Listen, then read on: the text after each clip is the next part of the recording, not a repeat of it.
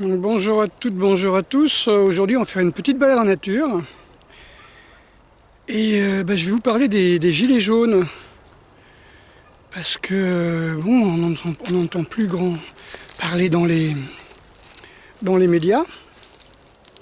Et pourtant, ils sont là. Et je vais vous donner un petit moyen pour aider la cause des gilets jaunes, c'est-à-dire pour aider notre cause. Les gilets jaunes bossent pour nous.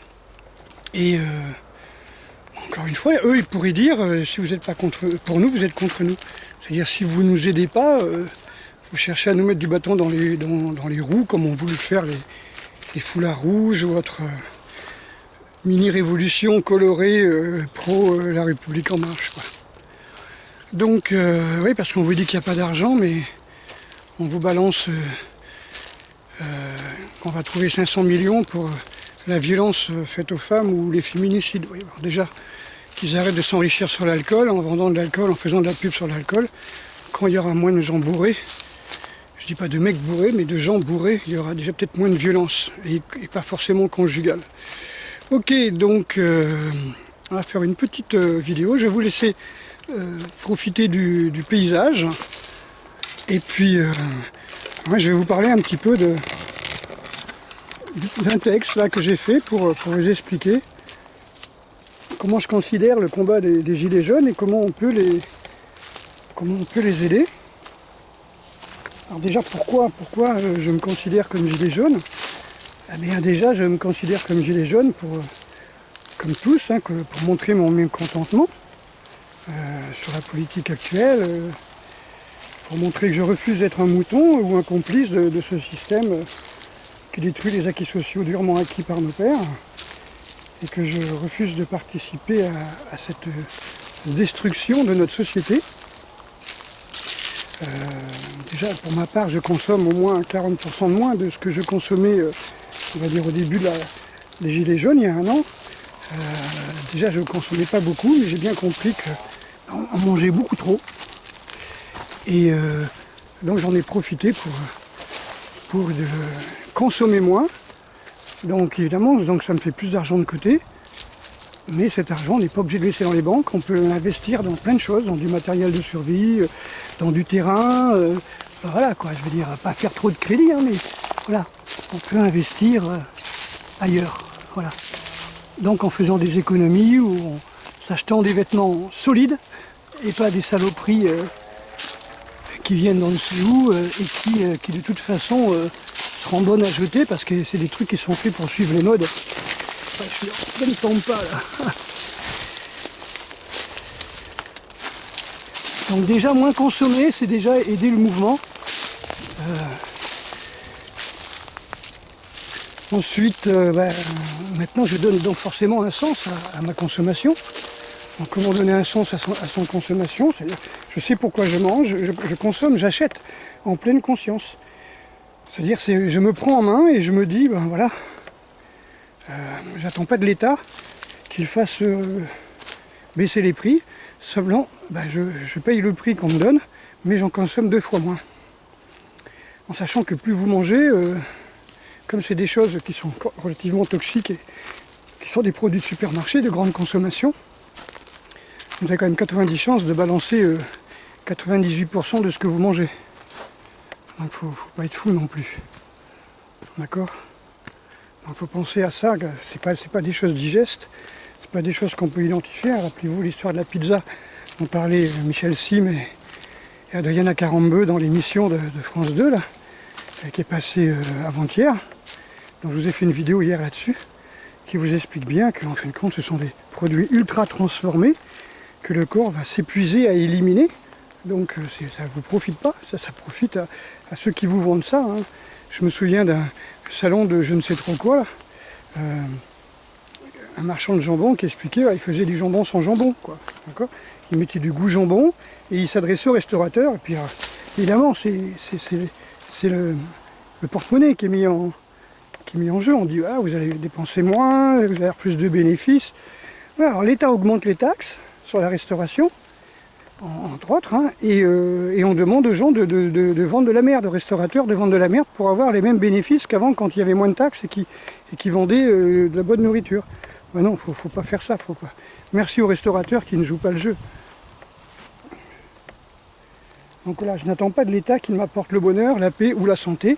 Voilà, je me renseigne, on est en 2019, bientôt 2020, et je pense qu'on peut très bien se débrouiller pour trouver le bonheur ailleurs que dans la consommation, que dans l'accumulation de biens. Voilà, on peut aller se balader dans les bois, on peut aller voilà, faire de la méditation, trouver une personne avec qui vivre, qui partage nos valeurs, qui n'attendent pas simplement que vous ayez une maison à partager. Il y a beaucoup quand même de pépettes des années 40, là, enfin les années 30, je veux dire, les années 30, qui ont 30, 35 ans, c'est ça que je veux dire, qui sont des générations des années 80, qui ont fait une compte, voilà, elles savent pas ce que c'est qu'un couple, et elles cherchent simplement un mec qui a une maison, quoi, pour profiter de la baraque. Bon, après tout, c'est une façon de survivre. Il y a peut-être des mecs comme ça aussi, hein. Voilà, donc je compte sur mes choix éclairés, hein. Je compte bien plus sur mes choix éclairés que je pourrais éventuellement attendre de qui que ce soit une aide, hein. Donc je me débrouille, on a encore internet, donc il faut en profiter, hein. Je cherche avant d'acheter quoi que ce soit. Je zappe les pubs, si jamais j'ai une télé et que je regarde la télé, je zappe les pubs, parce que c'est des mensonges, c'est des publicités mensongères. Comme je parlais de la superbe pizza au jambon, champignons, ou jambon, fromage et olives, et en fin de compte, c'était pas des olives noires, c'était pas du jambon, c'était pas du fromage. Vous voyez, et le reste, c'est de la saloperie, c'est de la farine. Comme tout ce qui est farineux, c'est déjà ultra oxydé au départ, hein. Le produit de base est déjà oxydé, contient du gluten, voilà, et autres saloperies. Donc là, c'est un petit peu le problème.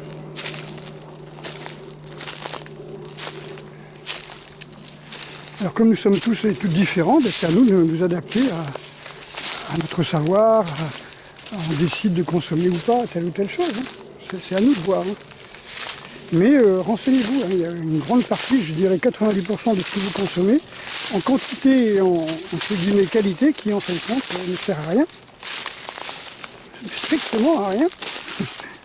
Renseignez-vous, hein. Moi j'ai mis des années avant de m'en rendre compte, et je parle même pas des compléments alimentaires qui sortent aussi dans des sortes de chimie alimentaire, hein, qui ne sont pas biodisponibles, hein. Vous allez prendre des minéraux, des machins, des compléments, des vitamines et tout, autant boire un verre d'eau de mer, hein. Il y aura plus d'oligo-éléments biodisponibles, hein, avec le phytoplancton, avec les sels minéraux déjà sous forme colloïdale. Enfin, autant bouffer des algues, hein, je veux dire, et boire de l'eau de mer, si on veut des vrais minéraux. Pas besoin de prendre des compléments de saloperie, quoi. Voilà, donc... quelle que soit notre classe sociale, eh ben on est unis. Voilà, on a vu, on est d'accord sur le fait que la France, elle est en train de partir en morceaux, quoi. Je veux dire, on se plaint qu'il n'y a plus d'hôpitaux. Vous cotisez pour qu'il y ait des hôpitaux, vous payez vos impôts pour qu'il y ait des hôpitaux et des écoles, et je ne sais combien, peut-être tous les mois, il y a une école qui ferme, et il y a un hôpital ou un service d'hôpital qui est viré. Est-ce que vous trouvez ça normal ? Donc, à nous déjà d'être... je ne dis pas qu'il faut faire la classe aux enfants, il faut essayer de s'adapter constamment, et pourquoi pas, c'est une épreuve. Voilà, moi personnellement, je crois que la dernière fois que j'ai mis un pied dans un hôpital pour moi, ça devait être en 81, quand j'avais fait un saut périlleux et que je m'étais reçu sur l'épaule et que je m'étais pété l'épaule, comme j'avais eu aucune intervention. Voilà, on m'avait mis du scotch sur l'épaule, on m'a voulu me donner une aspirine, j'ai dit non, j'en veux pas. Et voilà, donc... et avant, je crois que j'avais pas mis les pieds... c'est clair, hein, je veux dire. Le jour où il a fallu que j'ai eu un abago, il a fallu faire intervenir un kiné, et que j'ai eu une feuille de soins, la sécurité sociale ne me connaissait pas. Elle m'a dit on n'a pas de nouvelles depuis 10 ans, donc il faut que vous signiez un papier comme quoi vous ne travaillez pas à l'étranger. Donc c'est possible de se passer de tous ces médocs, de tous ces trucs. Voilà, il n'y a que vraiment en cas d'accident ou d'urgence que vous allez avoir besoin d'hôpitaux. Mais sinon, voilà. Prenez soin de votre santé, arrêtez de donner votre vie aux autres quand même. On est en 2020 bientôt, hein, je veux dire, vous pouvez vous renseigner, hein, vous pouvez savoir qu'est-ce qui est bon, voilà. éviter de tomber malade, tout simplement, comme un petit peu la philosophie des Chinois ou des Japonais. Beaucoup de prévention, énormément de prévention. Éviter le stress, voilà, et éviter d'être avide. Souvent, c'est l'avidité, la peur de manquer qui fait que l'on est stressé.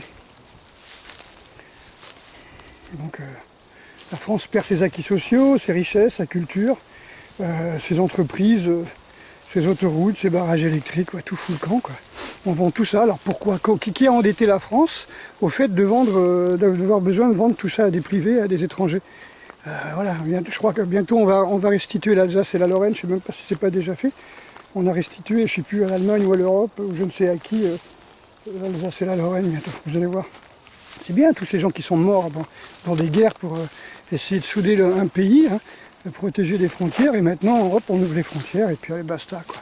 Démerdez-vous, il n'y a plus de culture. Ouais, bah ouais, mais c'est pas la peine de faire des commémorations hypocrites, c'est pas la peine de vouloir rendre hommage à des gens qui sont morts pour la France, alors qu'on vous dit la France elle n'a pas de culture, la France elle n'existe plus.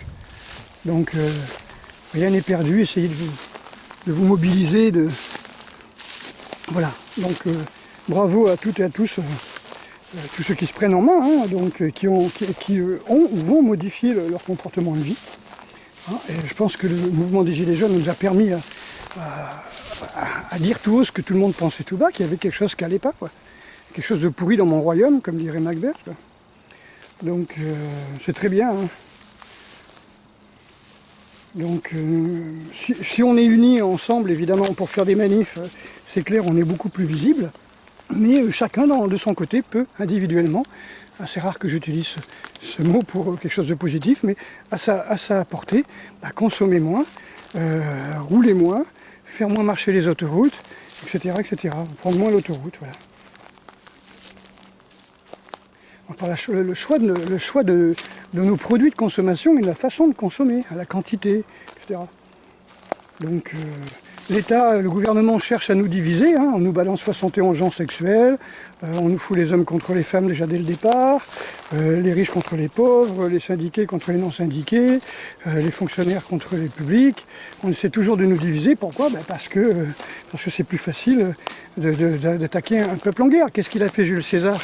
Jules César n'a pas conquis la Gaule. D'abord, ils ont déterminé qu'est-ce que c'était la Gaule.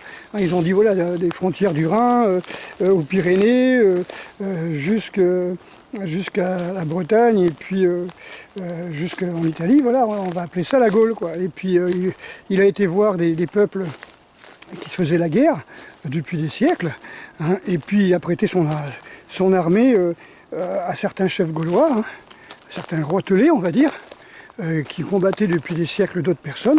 Voilà, et puis il leur a permis d'agrandir leur territoire en les aidant à vaincre leurs ennemis depuis toujours, mais sous promesse de soumission, hein, sous condition de soumission à Rome. Donc il faut réviser la guerre des Gaules un peu. C'est pas du tout comment ça s'est passé, hein. C'est lui qui a écrit De Bella Gallica, ça veut dire voilà, la guerre de Gaulle, mais c'est la guerre des Gaules, c'est lui qui a appelé ça la guerre des Gaules. Hein. Il a simplement prêté son armée à des roitelets qui étaient en guerre, voilà, sous promesse de conditions de soumission. Donc j'ai 2 fois plus de territoire, mais je suis soumis à Rome. D'accord, donc c'est bien. On abandonne le savon, on abandonne la charrue, tout ce que les Celtes avaient déjà fait, quoi, de mieux que les Romains, on va dire. Voilà, donc on joue sur notre ego, sur notre personnalité, le masque que l'on défend, hein, pour pouvoir nous diviser, parce qu'une fois qu'on est divisé, on est bien plus facilement isolé. Voilà, on se sent complètement isolé, j'en ai parlé. Mais même divisé, je vous l'ai dit, apparemment divisé, puisqu'on est tous unis derrière ce combat, comme quoi on est en train de piller notre pays de l'intérieur, on le sait, et on est quand même individuellement capable de pouvoir agir, tout simplement, c'est-à-dire de pouvoir choisir de moins consommer, de placer notre argent ailleurs que pour pouvoir faire profiter les banques, etc. Donc voilà, c'est à vous, j'ai pas les solutions, hein, Arrêtez de dire il n'y a que toi qui es parfait parce que si, parce que là. Non, non, je suis loin d'être parfait. Je donne simplement une réflexion en disant quand même, on nous assomme avec juste 3 semaines de vacances, en nous disant qu'il faut bosser de plus en plus tard. Ouais, bon, je pense qu'il y a une autre vie, que l'on peut faire. On peut accepter un travail à mi-temps. Voilà, mais je sais pas, c'est une solution. Si déjà vous consommez 2 fois moins, vous aurez déjà plus de sous. Voilà, déjà, ça c'est clair et net. Vous paierez 2 fois moins de taxes. Et si vous décidez de travailler beaucoup moins, vous paierez moins d'impôts. Il y a plein de solutions. Alors peut-être que pour les fonctionnaires c'est foutu, hein, parce que vous avez signé. Mais voilà, il y en a qui ont des couilles et qui se barrent, hein, je veux dire. Après, oui, mais ma famille, mes enfants et tout ça, c'est un choix. Tout ça, c'est un choix. Tout ça se calcule. Tout ça se calcule. Ok, donc je ne critique pas le choix de chacun, hein, ni de certains en particulier. Je dis simplement qu'on n'est pas paralysé, il ne faut pas se retrouver complètement, comment on peut dire, désolé et baisser les bras. Il ne faut pas dire après tout je ne peux pas faire, je peux rien faire de plus, c'est comme ça, j'y peux rien. Il ne faut pas baisser les bras, il y a toujours une action, chaque jour une action. Chaque jour, hop, vous consommez un peu moins d'eau, vous consommez un petit peu moins d'électricité. Chaque jour, vous consommez moins de gaz. Vous voyez, vous prenez un petit carnet, je l'avais fait ça, à une époque où je touchais absolument rien de rien. Et donc je passais une année à m'endetter comme ça, et puis donc je dépensais de moins en moins. Et je calculais chaque semaine ce que j'avais fait de plus pour dépenser moins. Donc il y a plein de solutions, voilà. Trouver les moyens naturels, par exemple, on a vu dans l'émission de Michel Sim qu'en fin de compte, en faisant soi-même ces produits ménagers, vous gardez 50%, vous gagnez 150 € sur 300, je crois, un truc comme ça, par an. Voilà, donc il y a plein de choses qui fait que faut arrêter de balancer de l'argent aux multinationales qui ne payent pas les impôts en France, mais qui bouffent du caviar au dîner du CRIF avec toutes ces personnes qui, eux, vous demandent de faire des sacrifices. Moi, c'est pas un sacrifice que je vous demande, c'est d'améliorer votre vie. Oui, ils vous demandent un sacrifice, c'est-à-dire que vous allez travailler plus pour consommer autant. Non, c'est pas ce dont je parle. Moi, je dis simplement, si vous consommez moins, si vous travaillez moins, si vous mettez moins d'argent dans les banques et si vous avez plus de terrain, vous êtes beaucoup plus libre. Enfin, j'attends vos commentaires parce que j'ai pas dit que c'était facile, j'ai pas dit que tout le monde pouvait arriver à cet état de liberté et de paix. Je pense que ça commence par la non-peur, ça commence par ne plus avoir peur, ça commence à ne plus être effrayé comment dire, ne plus avoir peur de ne pas avoir assez. Et puis voilà quoi, c'est déjà renseignez-vous sur vos vrais besoins, si vous voulez. Quelqu'un avait dit je suis riche de ce dont je me passe. C'est une femme dans les années 70 qui avait dit ça, je suis riche de ce dont je me passe. Et je trouve ça extraordinaire. Ma richesse, c'est simplement de consommer moins, de jeter moins. Voilà. Je suis dans un cas particulier où j'ai balancé 250 € pour les ordures alors que je ne fais pas d'ordures. J'ai un compost et puis tout ce que je mange est végétal pratiquement. Donc c'est pas les coquilles d'œufs que je mets de temps en temps qui vont faire quelque chose. Hein. Donc je dois payer parce que on me dit c'est comme ça. Donc je ne peux pas consommer moins ou quoi que ce soit, ça ne changera rien. Mais je pense que si vous avez une taxe et vous payez au poids ou je ne sais comment, si vous êtes dans un truc individuel, une maison, vous pouvez décider de ne pas payer la taxe en disant les éboueurs ne viennent pas chez moi, point, j'en ai rien à foutre. Beaucoup font ça, bon, ils mettent les trucs dans les poubelles des voisins, c'est pas sympa. Mais il y a moyen de moyenner en étant honnête. Voilà. Donc j'espère que cette petite balade dans ces mini-bois en construction, si on peut dire, vous ont fait plaisir. Bon, j'ai de la chance, j'ai toujours pas marché sur un serpent. Et voilà, je vous fais une grosse bise à tout le monde, hein, en espérant que ça vous a plu. Et moi j'aime bien ça. Ce vert, tout ça, comme ça, c'est extraordinaire.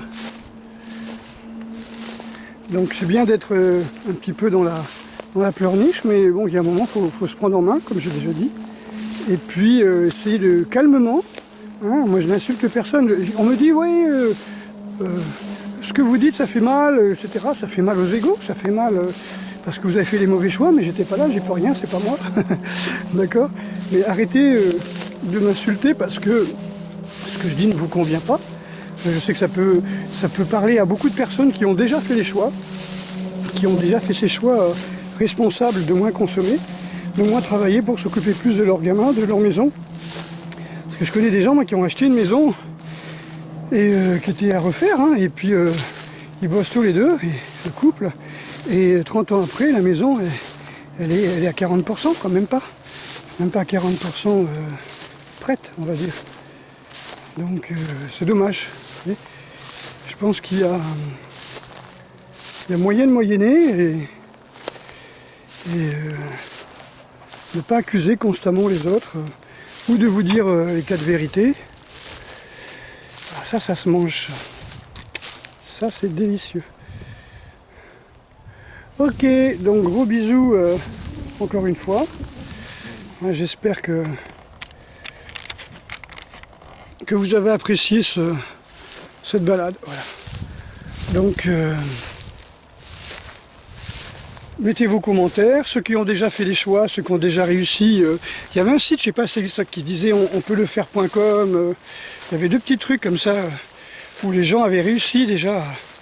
Ils en ont eu marre, des types qui bossaient sur Paris, ils ont acheté des vieilles fermes, des vieilles bergeries au fin fond de la montagne. Et puis ouais, ils sont partis là-bas avec peut-être 4-5 ans de salaire d'avance. Je sais pas, hein, je dis ça, je peux pas, je vérifie pas. Hein. Et puis voilà, moi je vous parle de ça, c'est un site que j'ai vu il y a plus de 10 ans, hein, où ils avaient expliqué comment ils bossaient et comment ils avaient réussi à devenir quasiment autonome, quoi. Je veux dire, tout le monde a un don, quoi. Je veux dire, allez, je sais pas moi, mettez-vous à faire de la poterie, de la sculpture, de la musique, vendez de la musique par internet, vendez des tableaux de la sculpture par internet. Vous voyez, moi je pense que c'est ce que je vais faire à un moment, quoi. À un moment, je vais mettre à faire un atelier ou de forge ou de sculpture ou de modelage, je sais pas. Et puis voilà, pour plus que j'ai un four, quoi. Il y a la Chapelle des Pots, pas loin. Je peux mettre mes poteries, je peux mettre mes sculptures en argile là-bas, dans le four, et puis je peux vendre par internet, voilà. D'accord. Donc vous pouvez avoir, comment dire, une sorte de réseau comme ça de personnes qui vendent du matériel, qui font du matériel, que ce soit pour vous. Hein. Moi je connais des groupes qui font du théâtre ou qui font du viking, etc., qui se sont mis à faire du cuir. Ils ont été passionnés pour les costumes, ils se sont mis à devenir costumiers. Voilà, costumiers spécialisés dans le Moyen-Âge, dans le viking. Voilà, puis le jour où ça marche pas, vous le voyez sur les brocantes, ils vendent leurs robes et tout ça. Hein. J'ai vu ça sur Chanier à côté. Hein. Un été là, il y avait des robes du Moyen-Âge, comme ça les gens vendaient leur stock. Parce qu'avant ils le louaient pour des fêtes et tout, puis ils en ont eu marre, ils ont pris une retraite, puis ils sont barrés, tout est possible. Vous voyez ce que je veux dire? Vous êtes libre, on veut vous enfermer, vous êtes libre, on veut vous diviser, vous êtes unis. Allez, à bientôt. Courage.